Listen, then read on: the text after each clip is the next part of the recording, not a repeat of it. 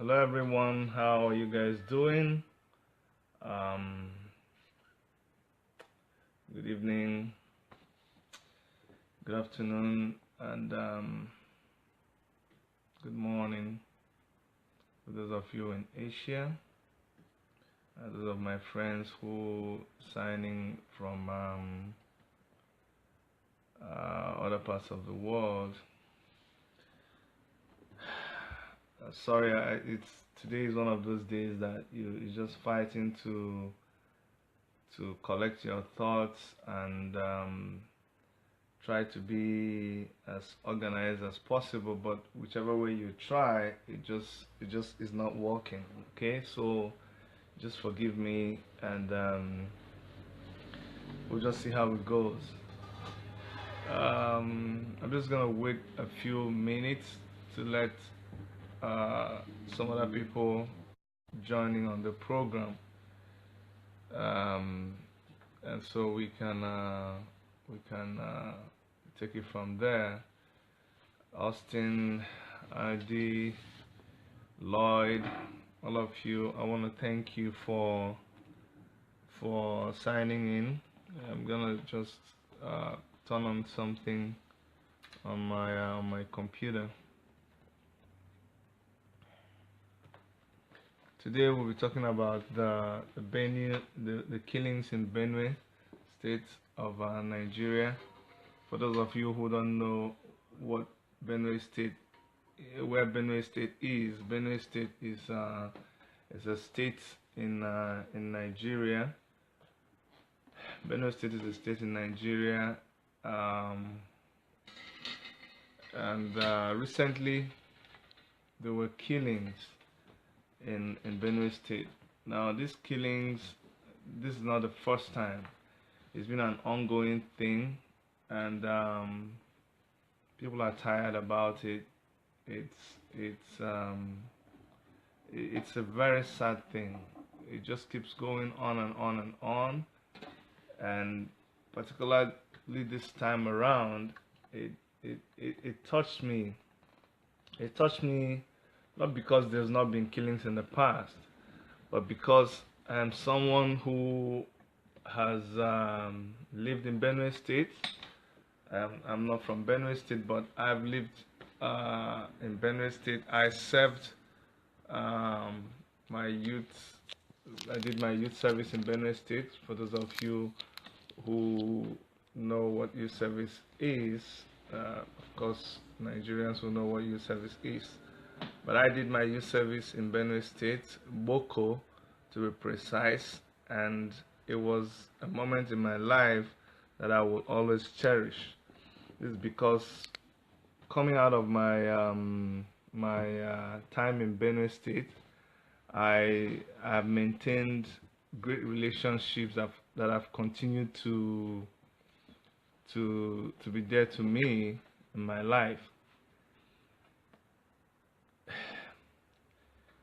This is one of those broadcasts that I need God's grace. I need God's grace. I need wisdom to be able to say the right things and keep the discussion very focused. But I don't know how else you want to keep the discussion very civil and focused when a lot of human lives have been wasted.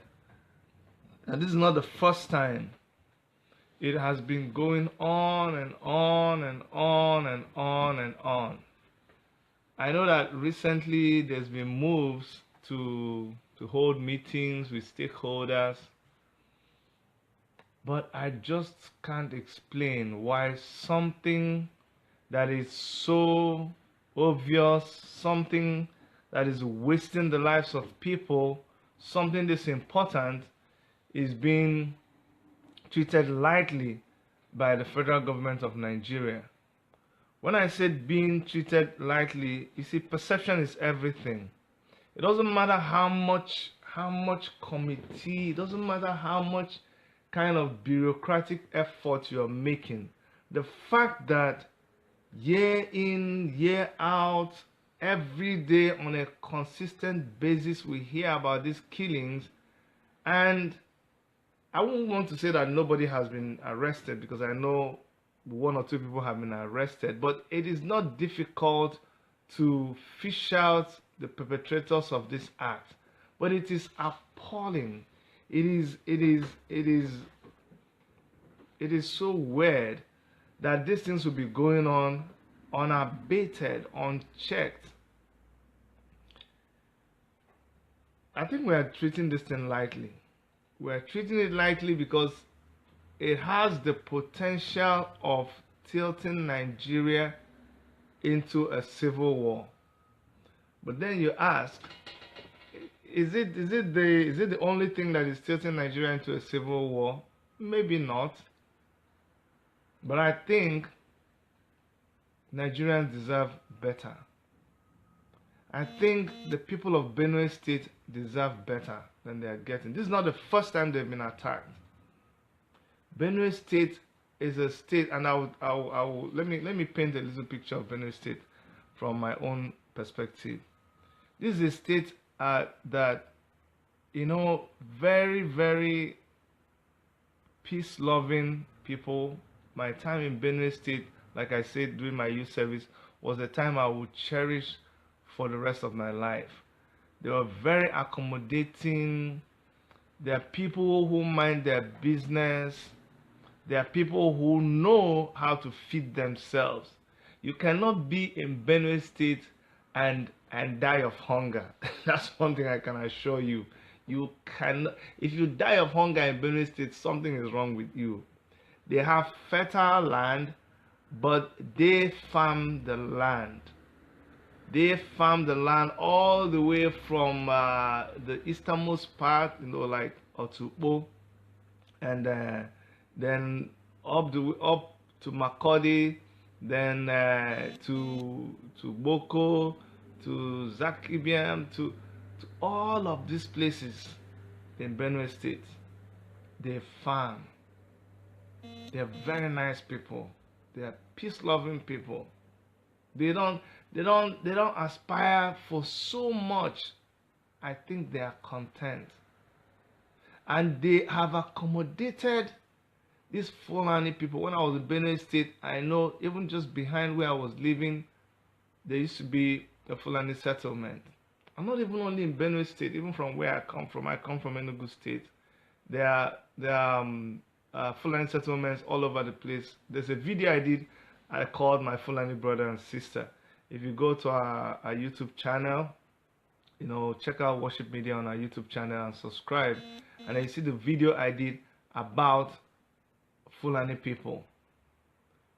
But let me continue about Benue people. Benue people, they have taken so much. Everybody has their faults, and I'm not going to go, you know, talk about their faults now.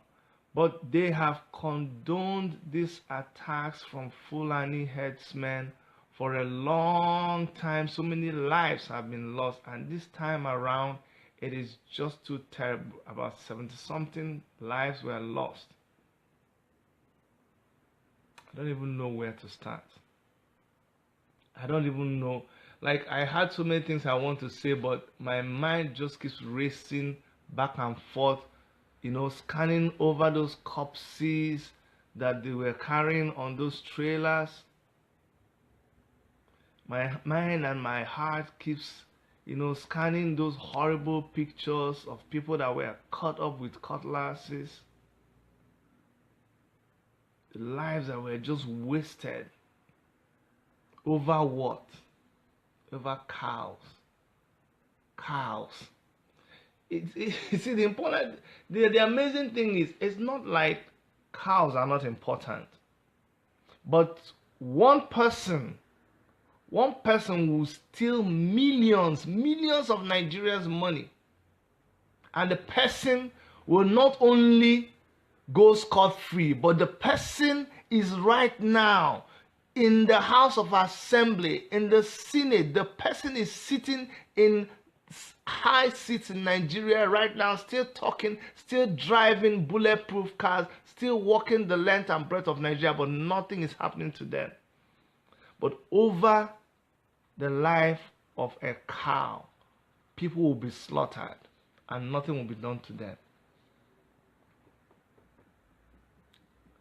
if when I saw the biggest action concerning this herdsmen, or when the president of Nigeria dressed up in camouflage, he dressed up in military fatigue wear, and he went to console people who were victims of cow ranching or whatever they call it. Cows were stolen from people. The president of Nigeria went there with army people. They went to show their support.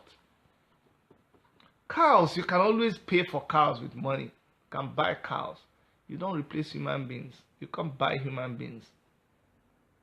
So we have been able to prove to our generation, the generation of Nigerians now, that cows are more important than human beings. You kill 5 cows, they kill 50 human beings, and somebody thinks it is okay. Something is terribly wrong. Terribly wrong. 40 human beings are killed in one day. You would think that the president of this country will go live on air to talk about it. Who are the handlers of this, Mr. President of Nigeria? Who are the handlers? Who are the media personnel? I know you shut down my YouTube channel because of talks like this, but I'm going to keep talking like this because the point that you have actually succeeded. You've silenced the youth of this country. You have made us, we can't even talk anymore. You come up with laws to silence us of social media. You've come up with laws to silence us from doing riot, from doing whatever kind of civil disobedience. And youths have been gagged. But you won't stop me. I'll keep talking. Some of us will keep talking. You would have thought that the president will go live and talk about the incident. Nothing will happen. A day will pass, 2 days, 3 days. What are you trying to say? What impression are you giving? Is it possible that it is because the president is also a Fulani man? Is there a connection? Or is it just a wild guess? I mean, come on, this is 2018. Even if the president, because of all the things he has to handle, that kind of thing escapes his memory, he doesn't realize this is what he's supposed to do. How about his handlers? They couldn't even do anything about it. You see, I could have, and I did research about what happened when the attack was done, who was affected, what the governor said and did not say. But you see, all that is not important. You can always go and Google it and see it. What is important to me is I don't even know, should I call it foolishness or the carelessness with which we are handling affairs in our dear country, Nigeria. Donald Trump called Nigeria a bullshit country. We are all angry. I'm not happy about what he said, calling Nigeria a bullshit country. But when you see cases of Fulani herdsmen going to attack people, then you begin to wonder whether something like that is not right for him to call Nigeria a shithole country, not bullshit country, a shithole country. That's what they call Nigeria. If Donald Trump will call Nigeria a shithole country, and you see that Nigeria values the life of cows over human beings, why would you be angry that he's calling Nigeria a shithole country? Benue people, I am so heartbroken for you. It pains me because I have family friends from Benue State. Like I told you, I've lived in Boko. I made my first money after my university days in Boko. I worked in Benue Cement. I had friends. I still have family friends today that are from Benue, from Benue State. And I sympathize with you. But this is just a bedrock upon which I am just addressing the Nigerian situation. Sometimes it looks like we've given up hope. There's nothing else we can do. Let's just fold our arms and just watch things unfold. But that's not the truth. We will keep talking. We'll keep talking, and one day, all this nonsense will stop. I hear there's even a bill. You know, they tried to sponsor a bill in the House of Representatives and in the Senate, the grazing bill. I'm sure most of you know about it. The grazing bill that will provide land for grazing for cattle headers in every part of Nigeria, in every state in Nigeria. It failed. It didn't succeed the first time. But they keep pushing. They keep pushing. Now there's another cattle something that they are still pushing. And the funny thing is this. Fulani people are cattle rearers. I respect their cattle business. But how about the Igbo man? How about the Benue man who is a farmer? Are we going to establish farmlands all over Nigeria? I don't have a problem with the ranches. I don't have a problem with the grazing land all over. But please, make sure that you provide land for farming yam for the Fulani, for the thief man, for the Doma man. Make sure you provide land for farming for him, because that is also his profession, so that he can go all over Nigeria and there is a land that is designated only for farming yam for him. Then make sure that the guy from the riverine areas of Nigeria, that fishing is their profession, make sure that all over River Niger, because River Niger does not just end up at the southernmost part of Nigeria. Why don't we also go up north to wherever there is a stream, even the Lake Chad Basin? Give part of the Lake Chad Basin, reserve it for the Niger Delta man so that he can do his fishing. Make sure that the German can go up there and do his fishing and have a portion of that lake for himself. Then you can have your grazing bill naturally. How about the guy who is a trader? How about the Igbo man who trades, who is always looking for a shop? Make sure that in every part of this country that you designate a portion of land and say, this land is for Igbo traders, Igbo market. The person owns it. Make sure it is all over the country. But the thing about the Igbo man is that whether you provide for him or not, he will go and get it by himself. He will pay whatever it takes to do his business. It doesn't make sense. And the truth about the matter is, our people have a proverb. You see that bird that is dancing out there? You see that bird dancing out there in the street? The bird that is dancing in the street, be careful. There is something beating the drums for it. You see these people that go out and attack people all over the place boldly and get away with it. There is something that is making them that brave. There is something that is pushing them. There is something that is giving them that confidence. We better check it. I'm just talking because I have to talk. I'm almost tired talking about issues that have to do with our country. We've done videos upon videos. We've fought these internet wars. We've texted, we've tweeted, we've been on Facebook, and you're getting tired because even when you hope to see changes, you continue to see things that depress you. You look at the group of people who are warming up for the 2019 election, you're heartbroken. We're about to recycle the same people that have got us to where we are right now. I feel so much for the Nigerian youth. I feel so much for our generation now, and I feel even more hot for the generation of our kids, because I'm wondering, what are they going to inherit? What kind of Nigeria will they inherit? What is there? What is left for them anymore? Nothing.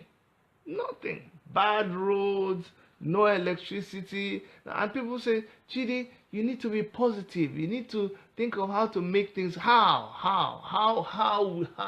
When? From where? You don't need rocket science to know how to make Nigeria work. It's just that the people that are sitting in power, the people that are sitting in positions to make this, they have refused, and people keep dying. It is so. What kind of rocket science do you need to just make sure that whatever money you made, you distribute it evenly amongst the people, that you repair the roads, that you make sure that the water is running? What kind of rocket science do you need? Even just ordinary local government, make that local government self-sufficient. Local government that has how many people? Some local governments have as little as maybe 2,000 or 3,000 inhabitants that live there, like all this. You know, everybody goes to the city. The people that stay back in the local government are a handful, some not up to 5,000. You can't provide them with the basic necessities of life out of what Nigeria produces. There's no hope for us. Rather, what we have is every person in Nigeria is a local government. Every house in Nigeria is a local government. Ask me why. Because you provide your own power with your generator. The generator you're using, like a 500 kVA generator that can service a whole village. You have that in your house. You drill your own borehole in your house. That borehole can service a whole village, but you have it in your house. Then why you tied your own road, the road that leads to your compound? You have a security man that you pay. You have guard dogs. Then why are you not a local government? Everything that you're using to live in one house is already a local government. Meanwhile, the local government itself, as an entity, cannot provide these things for its inhabitants. There is serious trouble in Nigeria. There is serious. You see, I think people are not being realistic when they just sing praises and say things are working. Things are not working now. Until all of us die before we realize that things are not working. I cannot believe that in 2018 we'll still be talking about allowing cows to roam our streets. 2018. I'm not saying we should not rear cows. That is somebody's profession. That is somebody's livelihood. The nomadic Fulani man, that is their heritage. That's something to be. If I was a Fulani man, I'll be proud of my heritage. This is their way of life. Fulani people are not the only nomads. And let me say what I said before. See, the average basic Fulani man is not the problem. It is the big guy who is educated, who occupies a government seat, that engineers these people to do what they're doing. Or even if you're not empowering them and engineering them, you are not speaking in a way that will stop them from doing what they're doing. So if you are not against them, then you are with them. Because I know that the enlightened ones among the Fulani people can take bold steps and educate their people to stop this kind of attacks that brings a bad rap for Fulani people in Nigeria. And I keep telling you, it's not every Fulani person that is a bad person. I had friends in the university who are Fulani people. I still maintain good relationships with them. So we cannot even generalize. But the person, those people that go and take arms and take guns and shoot people, destroy people's farms, nobody is stopping them. That's why I'm blaming the elite Fulani man who is not doing anything to curb the activities of the Fulani headsman, who is always bringing a bad name to the Fulani people in Nigeria. So it is. Sometimes you just get. I get so confused about what to be talking about. But I was talking about, being proud of their heritage. You can be a cattle rearer, but there are modern ways of doing this thing. You can rear cattle right in the middle of the desert. Right in the middle of the desert. Look at Oklahoma. Look at places like Texas. Look at places that are in the middle of the desert in America. Look at Mexico. Look at where cowboys are. If you watch those cowboy films, remember that it's all about desert. But they have ranches. You can have ranches, and in these ranches, the cows don't even have to eat fresh grass. They eat fodder. Fodder is dried grass. And they can also put vitamins in them. They put all the nutrients that the cows need. They bring water to them. The cows don't have to be going to and fro to be able to be healthy. They don't have to do that to have their business going. In fact, you make more money when you have cattle ranches. But like I said in my former video, I think it is the lords, the people who are lording it over the poorer ones, the ones that are made to rear the cattle. They are the ones who are afraid of those ones being empowered. If they were not afraid of them, they would have set up these ranches and have these people not roam around with their cows. Finally, as I end this broadcast, I really want to warn everybody in Nigeria who thinks that, oh, this is just a Benue issue. No, it's not a Benue issue. Yesterday, it was Enugu. Today, it's Benue. The other day, it was Nsukka. Tomorrow, you don't know where it's going to be. It is important that we continue to speak out, that we continue to resist. That Benue people, you fortify yourself to resist this thing that keeps coming upon you. You cannot allow it to continue to happen. It is not right. You are able to resist. You people have been known to resist colonization by Uthman Dan Fodio in those days. You can still do it again. I know with people of the East, there's bad blood over the part that you played during the Biafran Civil War, but this is a time that whatever it is that you did, whatever means, by whichever means you are able to show your bravery, your ability to defend yourself, this is the time you need to employ all that to be able to resist these Fulani people. If you don't do it, there will be more and more attacks until they wear you out, until they colonize you, until they take over your place. And for the rest of Nigeria, I fear for us that if we do not handle this looming evil hanging above us, tomorrow we're going to be dealing with something more terrible than what we have now. It's just been happening. It's just been happening in small bits. This thing here, this one there, attack here, repositioning there, Christian religious thing here and there, and people seem to be toying with it. If you sit down and begin to piece the puzzle together, it doesn't sound good. It doesn't look good. But I believe that there's a God that has always been in charge of the affairs of Nigeria. He's always come through for us. I know he will still come through for Nigeria. But sometimes God does not God does not come down to help you do what you are able to do. It is important that we do not shy away from discussing these things. Fulani people are good people, like every other Nigerian. But the Fulani man who goes and attacks human beings, even if they killed cows, is a very bad Fulani person. The person, Tiv man, Yoruba man, Igbo man, Hausa man, who goes and kills cows in the first place is a bad person too. But I'm telling you, nothing is more precious than human life.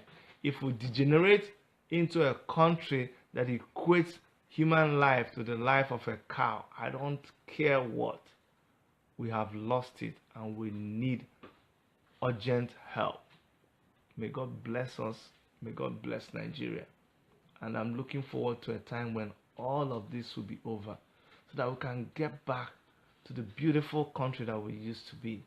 This agitation here, agitation in the east, something in the north, something in the middle belt, something in the Niger Delta, no fuel, people are hungry. It's just too much. Our country is just running down and down and down and down, and it just keeps. We've cried and cried. I have cried and cried, and my tears are finished. I'm just hoping that very soon all this will be over. Thank you for listening. I'm going to keep the lines open now. If anybody wants to call, I'll just keep it open for like 5 minutes so I can take 1 or 2 calls, and then we will end this topic. It's 12:32. We opened up the lines at 12:30, so you can call. The number is 647-889-2837. Elder Adeleke, thank you for signing in. Chichi Angel Lopez, thank you for signing in. August Sonny Sylvester Money4, thank you for signing in. I wish you could come on the program and talk. Ike Anya, thank you so much for coming in. I wish you could also come online and chip in 1 or 2 things, concerning this issue. I know it's an issue that a lot of people shy away from talking about it, but I mean, we just have to talk about it. Christian Ene, thank you for signing in. Sweet Baby Asagi, thank you for signing in. Oh, I had a call coming in, but it was cut. The number again is, I'm going to type in the number, 647-889-2837. Remember to put +1 when you are trying to make a call. I'm going to post the number now.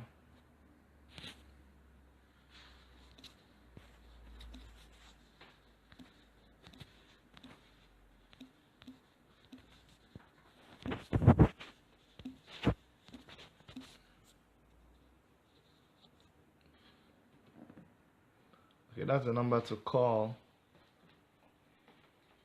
Hey, Nari, how are you? Abby Polly, Betty, and Swat, thank you so much. Thank you so much for signing in. Nari, how are you? Thank you for signing in.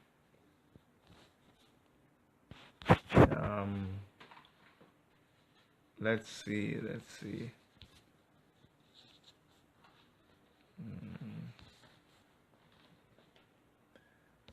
Thank you so much. Thank you, everybody. Bazwai, thank you so much. GBK MFM, thank you for your support. Thank you for coming in.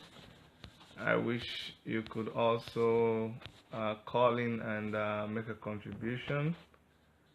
Okay, there's a question from GBK FM. So, what's the way forward, my people? My dear, the way forward is to just speak about these things. We just have to talk about them.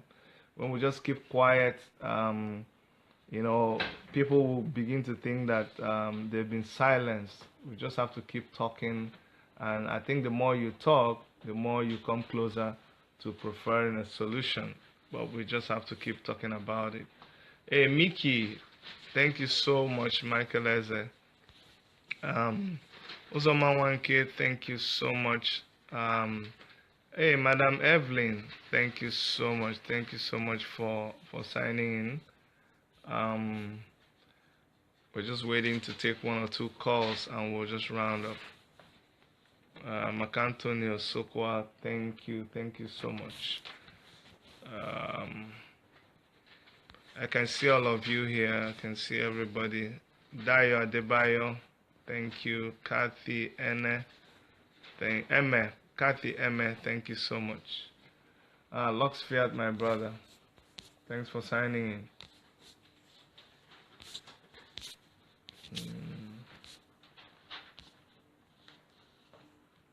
Okay. KV, oh, you just came online. Thank you, KV. Thank you, Chinwendu Ajuru.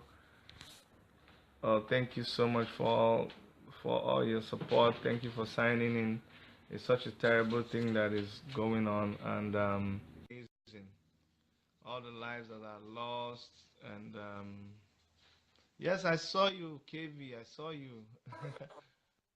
Oh yeah, ladies and gentlemen, we have Toronto's #1 female blogger. KV is online. Mary, all the way from Czech Republic. Thank you for signing in. KV, thank you for coming on the Hi, what's up? program. Yeah, we're cool. We're cool. KV, you just came back from Nigeria. Please, Yeah, can you tell us what is your experience in Nigeria? What do you think about this Fulani headsmen and the killings in Benue and the state of insecurity in our country? you know what? To be really honest, I didn't experience that. I was already here, but Nigeria is in chaos. It's a chaos. It's a chaotic country. I don't know what is. Only God will help Nigeria. Sometimes I just think that we don't have a president in Nigeria. Honestly, this is the way I look at it. I don't know. I don't Really? know. I think everybody needs to stand up on their feet and keep fighting this fight. One person alone cannot fight this fight. Yes, So I know you. everybody. I know when you traveled, you were able to visit a lot of places. Are you trying to tell me that it's the same thing everywhere? Like infrastructure is. How was the road when you traveled on the roads? What did you see? I'm from the east. To tell you the truth, there is no much alarm in the eastern part of Nigeria. Like I said, it's my own experience, my own personal Yeah. experience. The road. How was the road? How was the road when you were traveling? It's not bad. Like in my own village, the roads are okay compared to 3 years ago. You're From from what I your village. Your village is like overseas Nigeria now. Nnewi is Nnewi, Nnewi is like another country inside Nigeria. So we can't use Nnewi is where you have all the millionaires. How many African millionaires all from Nnewi? So what do you expect? I know, but I'm telling you, everybody needs to come together, hold hands, fight this fight in Nigeria about all these Fulani heads, man. It's Yeah, getting too much. It's really getting too much. yeah. And the sad thing is that nobody is doing anything. People will come together and talk about it. At the end of the day, nothing is being done. So I'm just watching the governors to see what is going on in individual states. But Yeah. but but what do you think when if people try to protest in Nigeria, you know what happens? Sometimes the police, in trying to dispel the rioters, will use real I ammunition and people get killed. Do you think that will encourage people to go out to demonstrate? It's not very encouraging. Look at the case of Charlie Boy when he tried to do the our Mumu don't do and stuff like that. So Yeah. it was very alarming. Nigeria, it's a nation that I don't know is a UN or whoever needs to really come into Nigeria and restructure Nigeria to tell us what is going on because a lot of Nigerians are cowards from head to toe. They are, from my own opinion. They really don't do much. Wow, Mm-hmm. that's a very strong word to use. Mm-hmm. Why do you think they are cowards? People don't want to die. People have their children and their businesses to take care of. Well, I don't know. Like this video is really in public and stuff like that. Until people are willing to sacrifice their lives and stuff like that. Think Hmm. of Ghana years ago. Did you remember what happened in Ghana years ago? Yeah. Yeah. Think about that. That is the only thing that is going to save Nigeria. at this moment. If people can stand up and say, you know what, look at Nnamdi Kanu, look at what happened to his people. So I really don't know. When people try to come together to fight for their rights, it takes a different dimension altogether. I see what you So mean. I see what you mean. yeah. Thank you so much, KB, for coming online. I know you are a very tough blogger, and thank you for all the things you do. Thank you for standing up for the rights of people, and we'll continue to support you. And thank you also for your support. Thank you for And coming on thank the you program. there for being our leader, for leading us and doing all the things you do. We really appreciate you too. It's not easy, eh? I People will know. sit at the back seat and think that this is very easy to do. Yeah. It's not easy, and it's a lot of time consumption. Oh yeah, Yeah. that I can tell you. Hey, I see my friend here, Victoria. Hi, here. Guys, I want to use this forum to invite you guys tomorrow as well. We are having some amazing night tomorrow. I have the flyer on my page. Come out and mingle, and let's kick off the new year as well. All right. Thank you so much, KV. I'm here watching. All right, guys, that was Katia Valino, one of Toronto's big time bloggers. We're all doing our best from the diaspora, and we know it's difficult now for people um, to actually um, uh, talk from Nigeria, but what can we do? We can only do the best that we can. Um, that would be our last caller or video guest on the program. I thank you all for watching. We're going to be doing another topic tomorrow. We're going to be looking at President Trump's um, calling Nigeria and some other African countries shithole country. We're going to be analyzing that to see whether he is right or he is wrong and the reason why he is or he made the statements that we made. So join us again tomorrow at 12 noon as we begin to analyze that issue again. From all of us in the Worship Media Studios of Toronto, Canada, this is Chidi signing out.